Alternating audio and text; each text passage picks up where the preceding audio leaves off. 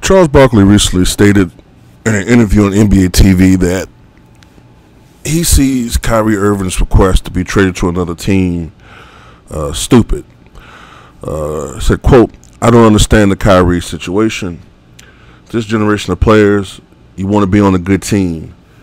You want to play with other great players. This notion where you want to be the man, I just think it's so stupid. If I got a chance to play with another great player, I want to do that. I mean, the objective is to win. When he was on a bad team and he was the man, I guarantee you that it wasn't a lot of fun for him. And now you want to leave the best player in the world. I hear all this stuff about how LeBron casts a big shadow. He should cast a big shadow. I'm pretty sure everybody that played with Michael Jordan or Larry Bird or Shaq, when you play with Shaq, it's a big thing. If you get a chance to play with these great players, that's half the battle." I've seen one article say that Charles Barkley has been a hypocrite because when it comes to Kevin Durant, he criticized Durant for going to the Warriors to win. Being that the implication is that Irving's on a stacked team, so why leave to go to another team to be the man? But he criticized Durant for going to a stacked team. The difference is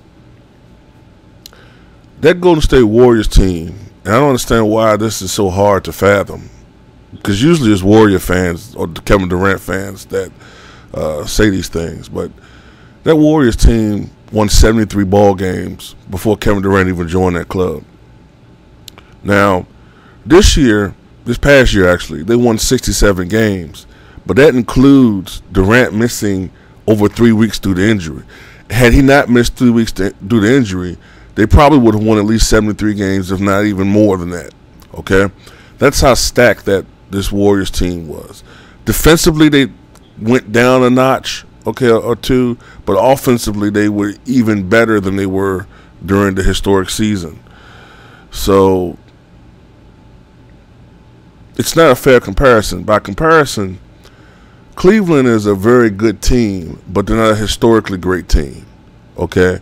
They're a club that only won 51 ball games.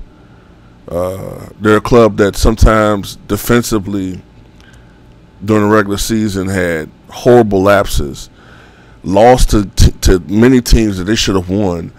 And when you look at this team on paper, the Cavaliers, and you look at the weak Eastern Conference, you wonder to yourself, why is this club not winning 60, 65 ball games instead of 50, 51, 52, maybe 55 games?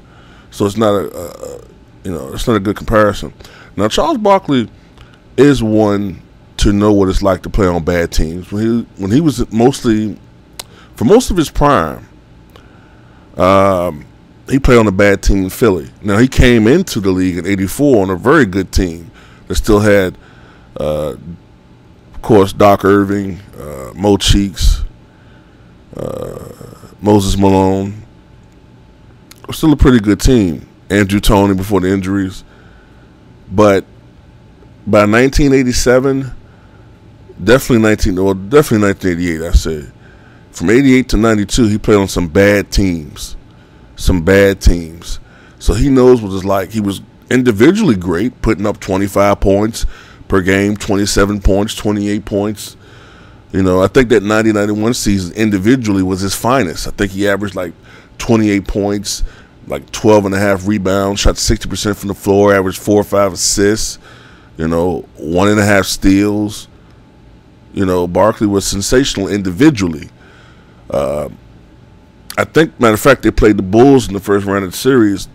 They just got into the playoffs mostly off of Barkley's greatness, with a little help from Hershey Hawkins and a couple of other bums.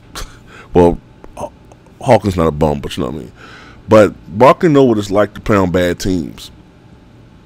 He constantly talks about when he got to Phoenix how much easier it was for him to play. And Barkley has a point. When Kyrie Irving first came into the league, the Cleveland Cavaliers were horrible. They were amongst the worst as far as record-wise in the NBA. I think the most wins they had was 33 in a season. So,